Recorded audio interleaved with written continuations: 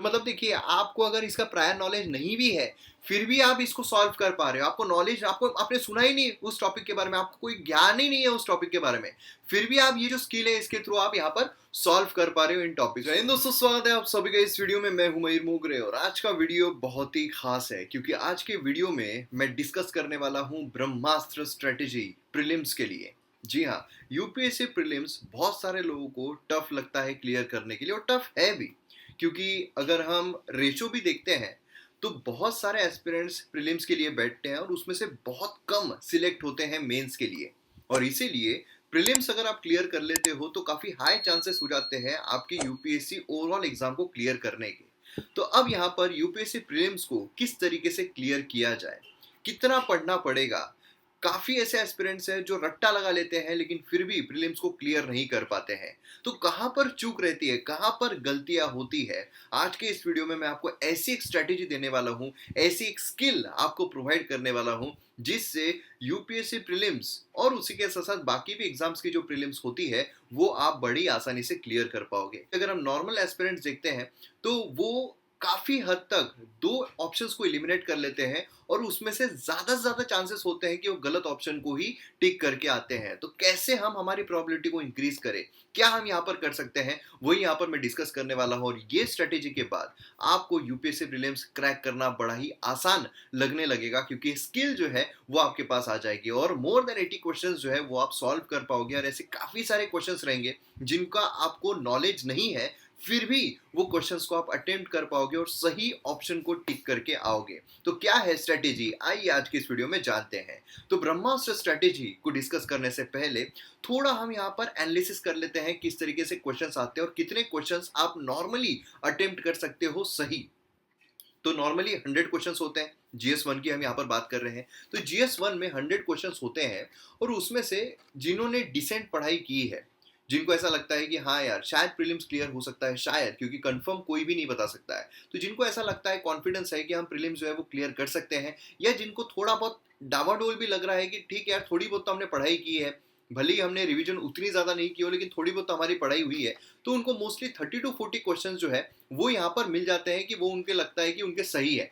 उसमें से भी हो सकता है कुछ क्वेश्चंस गलत हो जाए लेकिन फिर भी 30 to 40 क्वेश्चंस जो है वो यहाँ पर वो थोड़े बहुत कॉन्फिडेंस के साथ अटेम्प्ट कर सकते हैं 100 में से।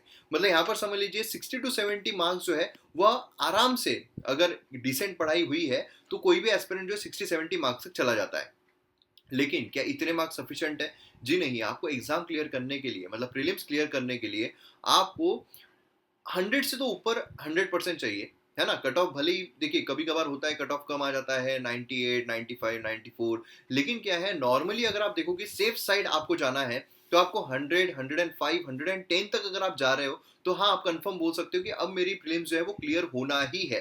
क्योंकि हो सकता है कई बार आपको ऐसा लगे कि यार जा रहे हैं, है ना, एकदम अगर आप समझ लीजिए एकदम बॉर्डर पर हो कि यार पिछले बार का कट ऑफ इतना था, जरूरी नहीं इस बार का भी उतना ही हो, है ना।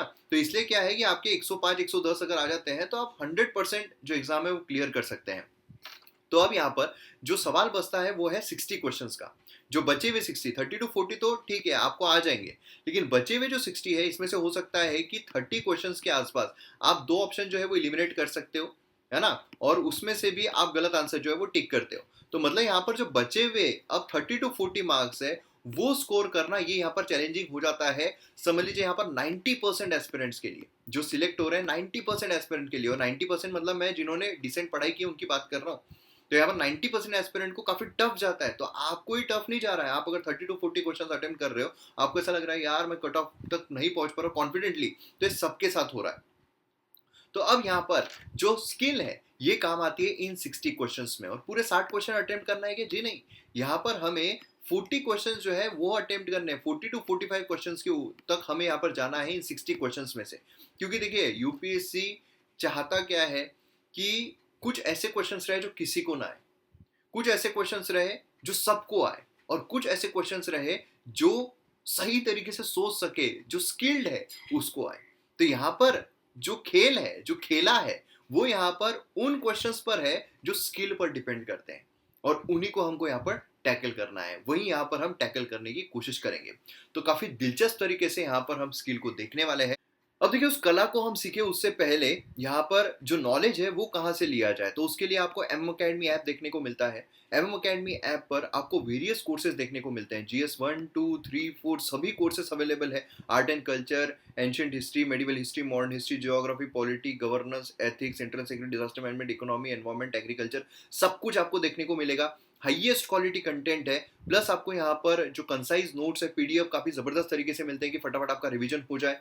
जो लेक्चर है काफी क्रिएटिव है। डाउट क्लियरेंस आपको मिलता है, पर्सनल गाइडेंस आपको मिलता है। देखिए क्या है ना कि जब भी हम जिम जाते हैं तो वहां पर हर किसी की बॉडी अलग अलग होती है, और हम अगर सबकी तरह इन जनरल अगर हम एक्सरसाइज करना शुरू कर दे तो हमको काफी टाइम लग सकता है सही बॉडी जो हमें चाहिए, सही फिजिक जो हमें चाहिए वो अटेंड करने के लिए।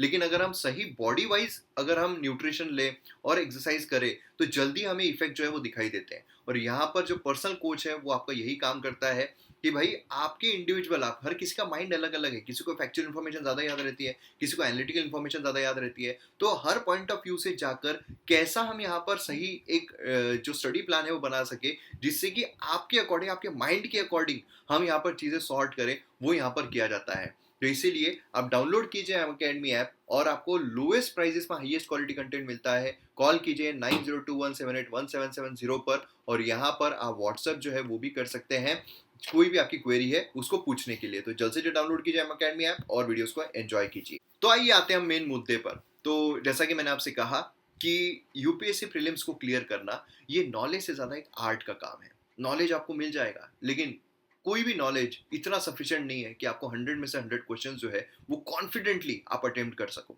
और इसीलिए जब आर्ट की बात आती है वहाँ स्किल की बात आती है, और स्किल को लेने के लिए, समझने के लिए आपको थोड़ी मेहनत जो है स्किल के ऊपर करना पड़ता है। जैसे है ना कि अगर पेड़ काटना है तो पेड़ काटना है, दोनों को 8-8 घंटे दिए हुए हैं। एक लगा हुआ है पेड़ काटने के लिए, धड़ धड़ धड़ धड़ धड़ धड़ लगा हुआ है ना। लेकिन दूसरा जो है उसको स्किल आती है, उसने क्या किया, अपने औजार को धार लगाई और फिर उसके बाद 2 घंटे में पेड़ कट कर दिया। तो ये क्या है, स्मार्ट वर्क मतलब क्या होता है कि सही स्किल के साथ, कंसिस्टेंसी के साथ सही डायरेक्शन में जाना, उसी का हम स्मार्ट वर्क कहते हैं। और स्मार्ट वर्क के थ्रू ही आप एग्जाम को क्लियर कर सकते हैं। तो आर्ट, अब आर्ट कैसे हम इसको अचीव कर सकते हैं, ये जो स्किल है कैसे अचीव कर सकते हैं। सबसे इंपॉर्टेंट चीज है कि आपको एग्जामिनर की तरह सोचना पड़ेगा। जब आप पढ़ रहे हो उसी वक्त आपको एग्जामिनर के साथ सोचना पड़ेगा। देखिए 2 तरीकों से मैं आपको यहाँ पर बताऊंगा। एक तो वो तरीका हम देखेंगे कि आप पढ़ रहे हो और पढ़ना किस तरीके से है, पढ़ते पढ़ते उस स्किल को कैसे अडॉप्ट करना है। और दूसरा वो कि अभी आप अगर यूपीएससी प्रीलिम्स दे रहे हो और आपका इतनी पढ़ाई नहीं हुई है, फिर भी आप स्किल के थ्रू कैसे मैक्सिमम क्वेश्चंस को अटेम्प्ट कर सकते हो, सही तरीके से अटेम्प्ट कर सकते हो। दोनों तरीके से हम देखेंगे, दोनों एस्पिरेंट्स के लिए यहाँ पर मैं बात करने वाला हूँ। तो यहाँ पर सबसे पहले हम बात करेंगे कि आप पढ़ रहे हो तो कैसे, क्योंकि देखिए सबसे इंपॉर्टेंट चीज क्या है, सबको भी पता है इतना ऑनलाइन मटेरियल अवेलेबल है ना, इतने सोर्सेस अवेलेबल है कि सबको पता है क्या पढ़ना है। लेकिन कैसे पढ़ना है कि एग्जाम के लिए आपको रिलेवेंट हो जाए, एग्जाम के लिए आपको फायदा हो, वो यहाँ पर जरूरी है। तो एग्जामिनर की तरह सोचना बहुत जरूरी है। आप अगर एग्जामिनर की तरह नहीं सोचोगे तो फिर टॉपिक को आप उस तरीके से पढ़ ही नहीं पाओगे जिस तरीके से एग्जामिनर चाह रहा है, क्योंकि आपकी टेस्ट को एग्जामिनर ले रहा है। तो एग्जामिनर की तरह आप पढ़ ही नहीं पाओगे। सबसे इंपॉर्टेंट क्या है, सबसे पहली स्टेप है कि भाई स्टडी एनी टॉपिक। कोई भी टॉपिक आप पढ़ रहे हो, फॉर से कि आपने प्रेसिडेंट टॉपिक पढ़ा, लेकिन उस टॉपिक में भी सब टॉपिक होते हैं कि प्रेसिडेंट जो है उसका इलेक्शन कैसे होता है, प्रेसिडेंट जो है उसकी पावर्स क्या क्या है। या फिर समझ लीजिए आपने एग्रीकल्चर टॉपिक पढ़ा, एग्रीकल्चर में भी सब टॉपिक्स होते हैं। तो ये जो सब टॉपिक है, एक एक जो एलिमेंट है, वो सब टॉपिक आपने एक पढ़ लिया, एक सब टॉपिक आपने पढ़ा। फॉर एग्जाम्पल अगर हम पॉलिटिकल लेते हैं तो आपने प्रेसिडेंट जो इलेक्ट कैसे होते हैं वो आपने एक सब टॉपिक पढ़ लिया। उसके ऊपर एमसीक्यू खुद से बनाइए, खुद से 1-2 एमसीक्यूज, ऐसा नहीं कि बहुत सारे एमसीक्यूज आपको लगते हैं। और वो एमसीक्यू बनाने के लिए आपको माइंडसेट पर फोकस करना है कि आप एमसीक्यू जो बना रहे हो तो आपका माइंडसेट क्या है। ऐसा नहीं है कि आपने बना लिया बस एमसीक्यू, उसका माइंडसेट, आपको खुद का माइंडसेट देखना पड़ेगा। और वो माइंडसेट कब, जब आपको इनकरेक्ट स्टेटमेंट फ्रेम करना है। इनकरेक्ट स्टेटमेंट आपको फ्रेम करना है। अब इनकरेक्ट स्टेटमेंट फ्रेम मैं आपको बता रहा हूं, आपके लिए ही नहीं, एग्जामिनर के लिए भी काफी टफ होता है इनकरेक्ट स्टेटमेंट को फ्रेम करना। और यही इनकरेक्ट स्टेटमेंट को फ्रेम करने पर हम यहाँ पर स्किल को अचीव करेंगे। और आप अभी देखोगे एग्जाम्पल के थ्रू कैसे हम यहाँ पर जो फायदा है वो इस चीज का उठाते हैं। अब देखिए यहाँ पर फॉर एग्जाम्पल मैं आयुष्मान भारत स्कीम जो है उसके बारे में पढ़ रहा हूँ, ठीक है। अब उसमें मैंने PMJY जो है इसके बारे में की फीचर जो है वो यहाँ पर पढ़ रहा हूँ। अब इसमें हम की फीचर जो है, काफ़ी सारे की फीचर्स है, जैसे कि world's largest health insurance scheme है, fully finance by government of India. Then ये कवर देता है 5 लाख पर फैमिली पर year for secondary and tertiary hospitalisation across public and private empanelled hospital in India. Then यहाँ पर 10.74 करोड़ पीपल वनरेबल फैमिलीज जो है वो एलिजिबल है बेनिफिट के लिए। देन यहाँ पर कैशलेस एक्सेस देता है हेल्थ सर्विस का बेनिफिशियरी का, है ना। देन यहाँ पर मिटिगेट कैटेस्ट्रॉफिक जो एक्सपेंडिचर्स होते हैं ट्रीटमेंट के लिए, वो यहाँ पर बेसिकली उसके लिए हेल्प करता है। इसमें 3 days pre hospitalization, 15 days post hospitalization expenses जो है वो यहाँ पर कवर किए जाते हैं। कोई भी रिस्ट्रिक्शन नहीं है फैमिली साइज, एज, जेंडर के लिए। सभी प्री एग्जिस्टिंग कंडीशन जो है कवर्ड किए जाते हैं फ्रॉम डे 1। बेनिफिट जो है वो पोर्टेबल है अक्रॉस कंट्री, कहीं पर भी आप जा सकते हो। देन सर्विस जो उसमें अप्रोक्सीमेटली इतने प्रोसीजर्स है, सब कॉस्ट सब कुछ यहाँ पर ट्रीटमेंट इसमें इंक्लूडेड रहती है। पब्लिक हॉस्पिटल जो है वो रिम्बर्स हो जाते हैं यहाँ पर health care services at the power of private hospitals. अब ये आपने यहाँ पर फीचर्स जो है वो पढ़ लिए, ठीक है। अब आपको इस पर एमसीक्यू बनाना है। एमसीक्यू बनाने के लिए आपको इनकरेक्ट स्टेटमेंट जो है वो तैयार करना है। अब यहाँ पर आप क्या देखोगे, आप ये देखोगे इनकरेक्ट स्टेटमेंट में कौन कौन से इसमें बना सकता हूँ। तो सबसे पहला यहाँ पर आप देखोगे world largest health insurance assurance scheme है, फुल्ली फाइनेंस बाय गवर्नमेंट। अब यहाँ पर इनकरेक्ट में यहाँ पर बना सकता हूँ कि भाई यहाँ पर मैं लिख दूंगा पार्शियली फाइनेंस्ड, ठीक है। यहाँ पर जो गवर्नमेंट है वो पार्शियली फाइनेंस्ड करती है, ठीक है। ये एक मैं इनकरेक्ट बना सकता हूँ। देन दूसरा इनकरेक्ट क्या बनाऊंगा, यहाँ पर प्रोवाइड 5 लाख पर फैमिली पर year secondary and tertiary hospitalization के लिए। इसमें मैं डाल सकता हूँ कि भाई प्राइमरी के लिए किया जाता है, ठीक है, प्राइमरी के लिए किया जाता है। ये मैं एक इनकरेक्ट यहाँ पर बना सकता हूँ, मतलब यहाँ पर भी इनकरेक्ट बन रहा है, यहाँ पर भी इनकरेक्ट बन रहा है। अब ये आंकड़े जो है ना, आंकड़े मोस्टली इस पर वो खेलते नहीं है, और आंकड़े को इनकरेक्ट अगर बनाना है तो बहुत ज्यादा, जैसे यहाँ पर 10 करोड़ से 100 करोड़ दे देंगे, जिससे आपको इजीली समझ में आ जाए कि हाँ भाई ये तो गलत ही है। तो ये आंकड़ों पे मोस्टली नहीं खेलते हैं, तो इसमें हम इनकरेक्ट नहीं बना सकते हैं। इसमें अगर आप देखो कैशलेस एक्सेस है, इस पर भी इनकरेक्ट नहीं बना सकते हैं। मिटिगेट कैटेस्ट्रॉफिक एक्सपेंडिचर, इसमें भी कोई इनकरेक्ट स्टेटमेंट नहीं बना सकते हैं। इसमें cover 3 days pre hospitalization and post hospital, तो इसमें मैं डाल सकता हूँ कि हाँ भाई सिर्फ प्री हॉस्पिटलाइजेशन जो है वही किया जाता है, या फिर सिर्फ पोस्ट हॉस्पिटलाइजेशन जो है वही इसमें कवर होता है। तो यहाँ पर मैं एक इनकरेक्ट स्टेटमेंट बना सकता हूँ। कोई भी रिस्ट्रिक्शन नहीं है फैमिली साइज, एज, जेंडर, इसमें भी कोई इनकरेक्ट स्टेटमेंट मैं नहीं बना सकता हूँ, तैयार नहीं कर सकता हूँ। प्री एग्जिस्टिंग कंडीशन कवर्ड होती है फ्रॉम डे 1, इसमें भी नहीं बना सकता हूँ। ये पोर्टेबल है अक्रॉस द कंट्री, इसमें भी कोई मैं इनकरेक्ट स्टेटमेंट नहीं बना सकता हूँ। अप्रोक्सीमेटली इतने प्रोसीजर्स है, तो ये आंकड़े मैंने आपको बोला, इसमें भी कोई इनकरेक्ट नहीं बना सकता हूँ। देन पब्लिक हॉस्पिटलाइजेशन रिइंबर्स, इसमें भी कोई इनकरेक्ट स्टेटमेंट नहीं बना सकता हूँ। मतलब ये इतने सारे जो हमें फीचर्स है, इसमें से सिर्फ 3 इसमें, ये इसमें और ये इसमें मैं इनकरेक्ट स्टेटमेंट को फ्रेम कर सकता हूँ कि कोई स्टेटमेंट इनकरेक्ट हो जाए।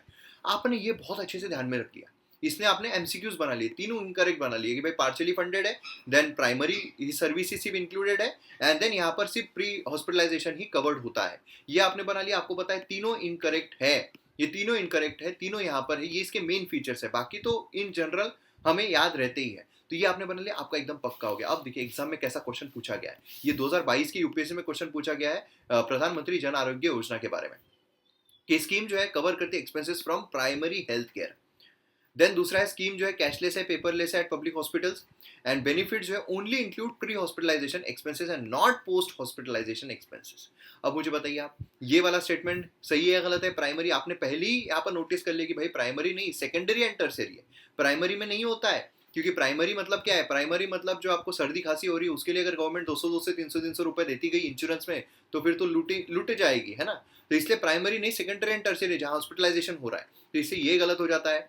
देन दूसरा यहाँ पर बिल्कुल सही है, एंड तीसरा यहाँ पर गलत है, only and pre hospitalization expenses not post hospitalization, है ना। तो ये भी गलत है, तो गलत इनकरेक्ट जो है वो आपको पूछा गया था। तो मतलब क्या है, 1 और 3 जो है यहाँ पर इनकरेक्ट है। समझ रहे हो आप कि मतलब आपने पढ़ते हुए ही आपने इस तरीके से पढ़ा कि इनकरेक्ट स्टेटमेंट कहाँ कहाँ पर फ्रेम किए जा सकते हैं इस टॉपिक पर, वो आपने देख लिया, और उस तरीके से आपने जो एग्जाम है उसके लिए सही तरीके से प्रिपरेशन कर ली। बहुत सारे लोग क्या करते हैं, ये सारे फीचर्स याद करने में लग गए, सारे फीचर्स याद करने में लग गए।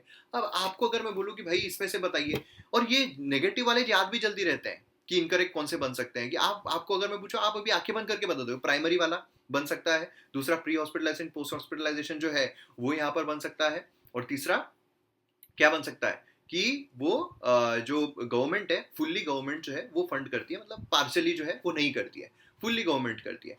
चलिए दूसरा एग्जांपल लेते हैं। अब देखिए क्या होता है ना, मैं नोट्स ही इस तरीके से बनाता हूँ कि सारी चीज़ें जो है अपने आप सॉर्ट हो जाती है। मैं हमेशा नोट्स जो है काफ़ी सॉर्ट वे में बनाता हूँ कि मेरा फटाफट पढ़ना हो जाए। ठीक है, तो अब यहाँ पर मैंने सारे बिल्स के बारे में लिया हुआ है, constitution amendment bill, ordinary bill, money bill, finance bill 1, finance bill 2। तो अब ये इसके फीचर्स मैंने अलग अलग लिए हैं कि कौन से हाउस में इंट्रोड्यूस किया जा सकता है, दोनों ही हाउसेस में किया जा सकता है, either house of the parliament. ये ऑर्डिनरी बिल अगर आप देखोगे ये भी either house of the, money bill सिर्फ लोकसभा में हो सकता है, फाइनेंस बिल 1 सिर्फ लोकसभा में हो सकता है, फाइनेंस बिल 2 भी either house of the parliament में हो सकता है। एंड ये कौन करता है, मिनिस्टर या प्राइवेट मेंबर दोनों कर सकते हैं, ऑर्डिनरी बिल को भी दोनों कर सकते हैं, मनी बिल को से मिनिस्टर कर सकता है, मिनिस्टर। एंड देन उसके बाद यहाँ पर प्रायर परमिशन लगती है कि प्रेसिडेंट की, तो कॉन्स्टिट्यूशन अमेंडमेंट बिल को नहीं लगती है।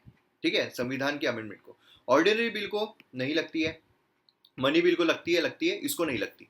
देन पास कौन करता है, दोनों हाउसेस से पास होना चाहिए, दोनों हाउसेस से पास होना चाहिए। राज्यसभा जो है रिजेक्ट नहीं कर सकता, अमेंड नहीं कर सकता इस बिल को, है ना, दोनों हाउसेस से होना है, दोनों हाउसेस से होना चाहिए। ज्वाइंट सिटिंग का प्रावधान कॉन्स्टिट्यूशन अमेंडमेंट में नहीं है, इसमें है क्या, हाँ है, इसमें नहीं है, इसमें है, इसमें है, ज्वाइंट सिटिंग हो सकती है।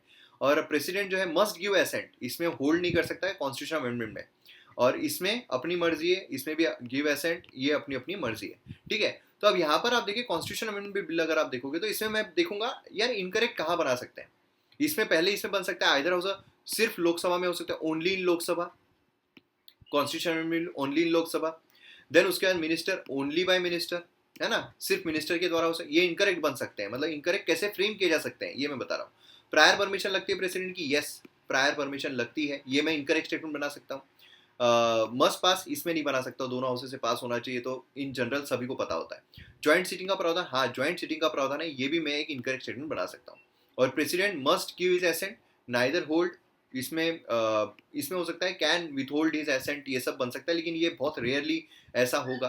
तो यहाँ पर आप देखोगे इसमें इनकरेक्ट यहाँ पर, लेकिन क्या हो रहा है इनकरेक्ट जब हम फ्रेम कर रहे हैं इसमें ओनली ओनली आ रहा है, ओनली लोकसभा, ओनली मिनिस्टर, तो ये वैसे ही यहाँ पर फ्रेम करने में काफी टफ है। सबसे इजी क्या है इनकरेक्ट स्टेटमेंट फ्रेम करने में, जो कंफ्यूज कर सकता है, जो कंफ्यूज कर, वो क्या है, प्रायर परमिशन ऑफ प्रेसिडेंट की। सबको लगे कॉन्स्टिट्यूशन अमेंडमेंट बिल है तो भाई प्रेसिडेंट जो है अपनी प्रायर परमिशन देते होंगे, तो yes prior permission of president is required. तो ये मैं एक इनकरेक्ट स्टेटमेंट यहाँ पर काफी अच्छा फ्रेम कर सकता हूँ जिसमें स्टूडेंट्स कंफ्यूज हो जाए। दूसरा यहाँ पर है ज्वाइंट सीटिंग का प्रावधान, कि भाई ज्वाइंट सीटिंग का प्रावधान जब दोनों हाउसेस से पास होना है तो ज्वाइंट सीटिंग तो रहनी चाहिए, है ना, नॉर्मली होती है, दोनों ही हाउसेस है तो ज्वाइंट सीटिंग का प्रावधान होता है, लेकिन यहाँ पर ज्वाइंट सीटिंग का प्रावधान नहीं है। तो ये बहुत ही इंटरेस्टिंग और बहुत ही कंफ्यूजिंग मैं बना सकता हूँ कि हाँ ज्वाइंट सीटिंग का प्रावधान है। तो ये दो मैं इनकरेक्ट स्टेटमेंट यहाँ पर बना सकता हूँ। तो दो कौन से बनते हैं कॉन्स्टिट्यूशन अमेंडमेंट के बारे में, एक तो है कि यहाँ पर ज्वाइंट सीटिंग का प्रावधान है, ऐसा बना सकता हूं, जबकि ज्वाइंट सीटिंग का प्रावधान नहीं है। दूसरा प्रेसिडेंट की प्रायर परमिशन नहीं लगती है, लेकिन मैं बोल सकता हूं प्रेसिडेंट की प्रायर परमिशन लगती है। तो ये मैं दो इनकरेक्ट स्टेटमेंट बना सकता हूं। तो अब यहां पर देखिए यूपीएससी 2022 में क्वेश्चन आया था कि बिल अमेंडिंग द कॉन्स्टिट्यूशन, मतलब कॉन्स्टिट्यूशन अमेंडमेंट बिल के बारे में यहाँ पर बात की जाए, requires prior recommendation of president of India. अभी हमने देखा कि प्रायर रिकमेंडेशन नहीं लगती है, ये इनकरेक्ट स्टेटमेंट फ्रेम किया जा सकता है और यहाँ पर फ्रेम किया गया है। When Constitution Amendment present to President of India, obligatory for the President to give his assent. अब यहाँ पर लगे एक्सट्रीम स्टेटमेंट है, ऑब्लिगेटरी विथहोल्ड नहीं कर सकता है ना, यहाँ पर लगेगा इनकरेक्ट है, लेकिन ये करेक्ट स्टेटमेंट है, हमने देखा है। And constitution amendment must pass by both the houses, Lok Sabha and Rajya Sabha, special majority, and there is no provision for joint sitting. No provision, ये बिल्कुल सही है भाई, नो प्रोविजन, प्रोविजन है ही नहीं। तो यहाँ पर क्या है, यहाँ पर अगर आप देखोगे तो 2 और 3 जो है ये से सही स्टेटमेंट है। समझ रहे हो कैसे यहाँ पर हम इनकरेक्ट स्टेटमेंट जो है वो पता करके हम यहाँ पर जो एमसीक्यूज है उसमें एस कर सकते हैं। और ऐसे ही अगर हम हर टॉपिक के ऊपर डिस्कस करें, ऐसे ही अगर हम सारे सब टॉपिक के बारे में देख ले कि कैसे एमसीक्यूज बन सकते हैं, कौन से इनकरेक्ट स्टेटमेंट फ्रेम किए जा सकते हैं इस सब टॉपिक पर, तो आपको कोई डाउट ही नहीं आएगा।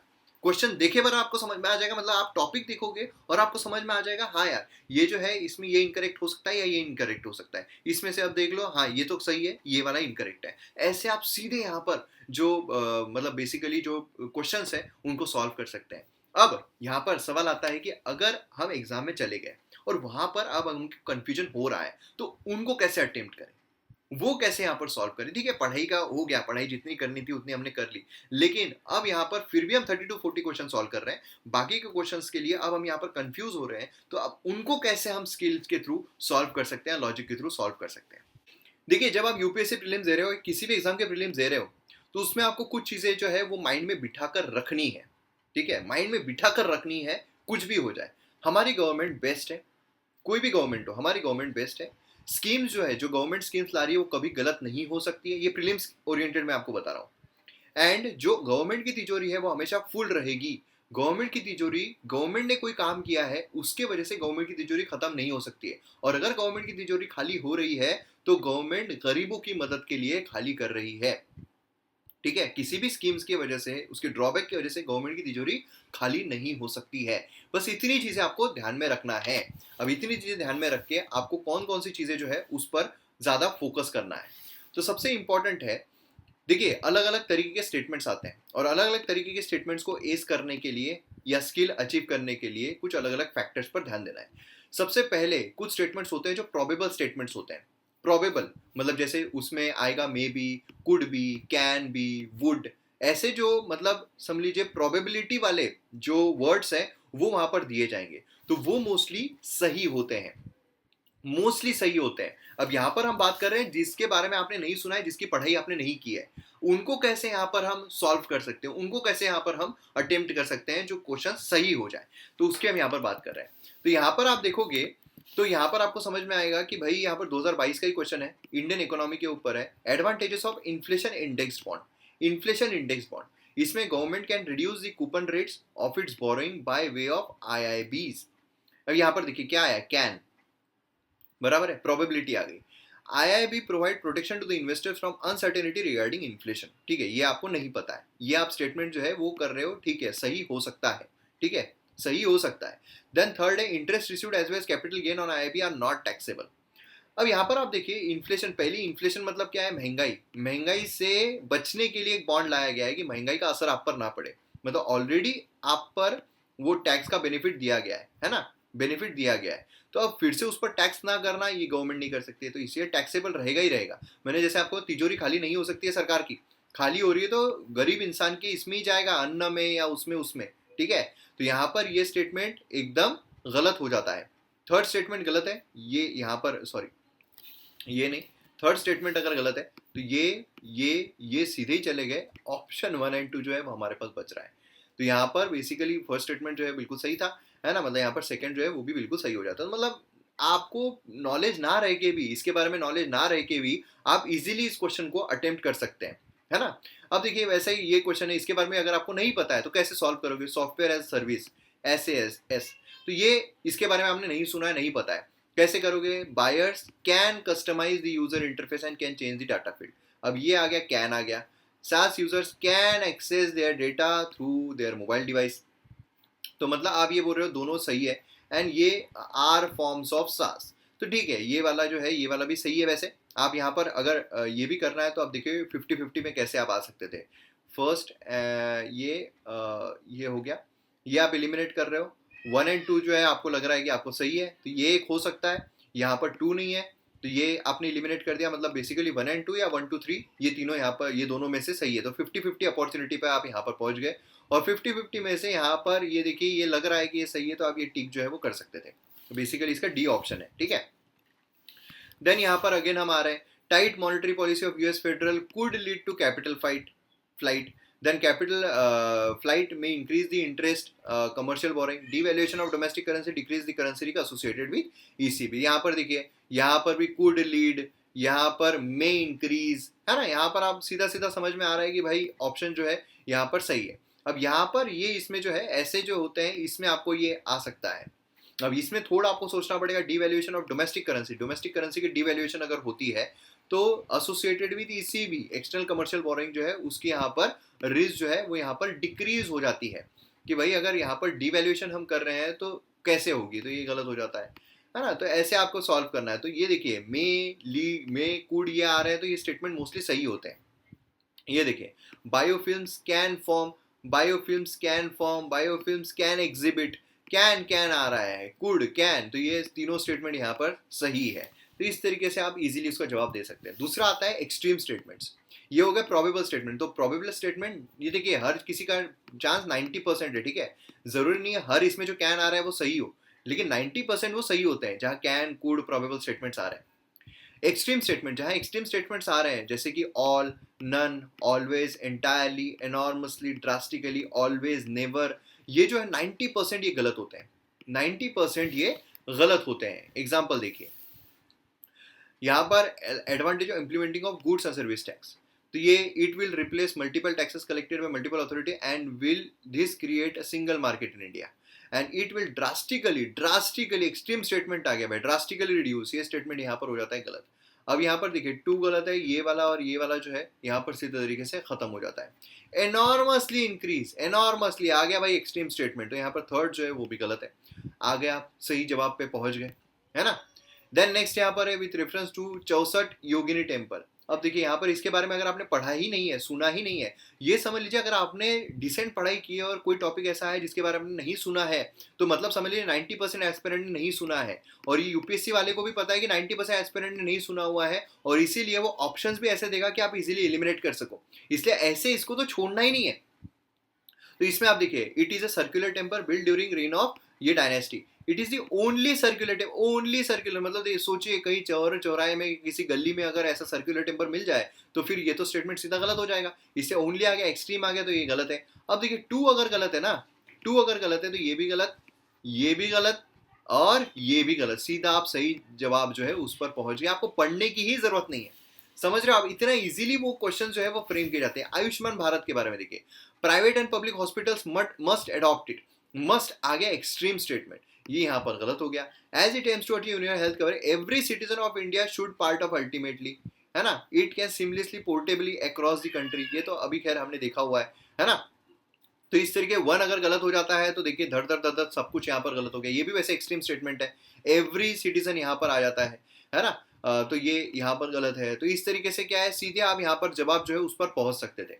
यहाँ पर देखिए in the case of all cereals, all आ गया, pulses and oil seeds procurement minimum support price unlimited in any state, in case of cereal MSP is fixed in any states in level में market price will never rise, never आ गया। तो मतलब basically क्या है, दोनों ही statement यहाँ पर एक्सट्रीम स्टेटमेंट है, गलत हो जाते हैं। तो मतलब देखिए आपको अगर इसका प्रायर नॉलेज नहीं भी है फिर भी आप इसको सॉल्व कर पा रहे हो, आपको नॉलेज, आपको आपने सुना ही नहीं उस टॉपिक के बारे में, आपको कोई ज्ञान ही नहीं है उस टॉपिक के बारे में, फिर भी आप ये जो स्किल है इसके थ्रू आप यहाँ पर सॉल्व कर पा रहे हो इन टॉपिक्स को, तो ये यहाँ पर स्किल जो है वो प्रोवाइड करती है।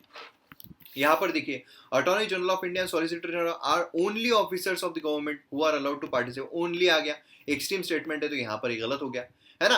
अब कोई ऐसे सब टॉपिक होते हैं जिसमें ओनली जो है वो हमें देखने को मिलता है, तो वो आपको सिर्फ ध्यान में रखना है, या फिर हो सकता है कि समझ लीजिए अगर ओनली वाले 5 क्वेश्चंस आए हैं उसमें से आपके 4 सही हो जाएंगे, 1 गलत हो जाएगा, अगर आप इस सिनारियो से भी जाते हो तो ठीक है, 1 अगर गलत भी हो रहा है तो क्या फर्क पड़ रहा है, तो ये चीज आपको यहाँ पर ध्यान में देनी है, क्लियर है।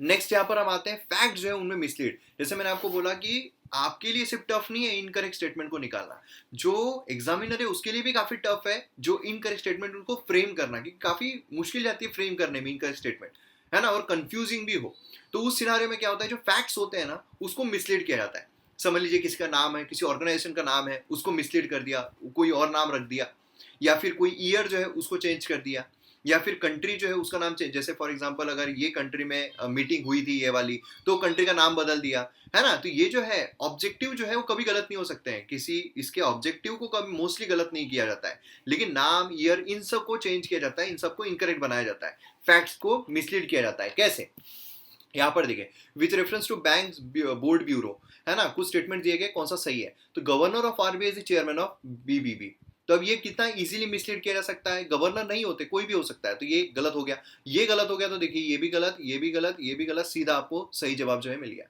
समझ रहे हो। यहाँ पर देखिए in India credit rating agency are regulated by Reserve Bank of India, अरे भाई से भी होता है, तो यहाँ पर ये भी मतलब बेसिकली फैक्ट जो है, ऑर्गेनाइजेशन जो है, बॉडी जो है उसमें मिसलीड, ईयर जो है, नाम जो है उसमें मिसलीड किया जाता है, देन ये गलत हो गया, तो अपने आप ये भी गलत हो गया, ये भी गलत हो गया, ये भी गलत हो गया, आपको सही जवाब जो है वो मिल गया। यहाँ पर आप देखिए tea board is a statutory body, it is regulatory body attached to ministry of agriculture, ministry आ गई, नाम आ गया, भाई ये गलत है, तो ये गलत है, तो यहाँ पर सीधे तरीके से ये भी आप एलिमिनेट कर दोगे, सेकंड गलत है तो, है ना, देन स्टेटमेंट आर करेक्ट, तो ये आपने यहाँ पर एलिमिनेट जो है वो कर दिया। देन यहाँ पर आता है tea board head office situated in Bengaluru, ये मैंने जैसे आपको बोला प्लेस को यहाँ पर ये कर देंगे, कोलकाता है, वैसे आपको पता है तो ठीक, नहीं पता है तो आप ये मतलब बेनिफिट ऑफ डाउट ले सकते हो, आपने समझ लीजिए 40 ही क्वेश्चन सॉल्व कर पाए हो कॉन्फिडेंटली, आपको आगे बढ़ना है तो ये टेक्निक आपको यूज करनी पड़ेगी, तब जाकर आप क्वालिफाइंग पर पहुंच सकते हो, रिस्क ही ले रहे हो वैसे भी, तो इस तरीके से लो ना, लॉजिकली लो ना, तो यहाँ पर ये भी गलत, थर्ड अगर गलत है तो ये भी गलत, ये भी गलत, सीधा आपको जवाब जो है वो मिल गया। क्लियर है? तो ये चीज यहां पर आ रही है। अब यहां पर लास्ट आता है कि for this and not for this, ऐसा अगर स्टेटमेंट आए, मतलब बेसिकली स्टेटमेंट में ही कंपटीशन होती है, तो वो स्टेटमेंट मोस्टली गलत होते हैं। अब वो कैसे आपको इसमें समझ में नहीं आएगा, लेकिन अभी आपको समझ में आ जाएगा। ये देखिए यहाँ पर, with reference to India consider the following statement, government law officer and legal firm are recognise advocate but corporate law and patient attorney are excluded. मतलब देखिए यहाँ पर क्या किया गया है, ये है लेकिन ये नहीं है, ये होते हैं लेकिन ये नहीं होते हैं, ऐसे जो स्टेटमेंट्स आते हैं मोस्टली गलत होते हैं। मोस्टली 90% चांसेस है कि ये गलत है। यहाँ पर ये जो है यहाँ but corporate law officer excluded, तो ये स्टेटमेंट यहाँ पर गलत हो जाता है। वैसे यहाँ पर देखिए, इफ प्योर हाइड्रोजन, मतलब फ्यूल सेल के बारे में बोला गया, if pure hydrogen use as fuel, fuel cell can emit heat and water as by product, fuel cell can be used for powering building and not for small devices like laptop. ये यहाँ पर आ गया भाई, इसके लिए use होता है लेकिन इसके लिए नहीं हो सकता है, ये यहाँ पर गलत हो गया। ये यहाँ पर गलत हो गया तो सीधा सीधा आपका ये भी एलिमिनेट हो जाता है, ये भी एलिमिनेट हो जाता है। समझ रहे हो आप? तो इस तरीके से आप ऑप्शंस को एलिमिनेट करके सही जवाब जो है वहां तक पहुंच सकते हैं। तो ये काफी जबरदस्त स्किल है जो आप यहाँ पर अडॉप्ट कर सकते हो आपको एग्जाम को क्लियर करने के लिए।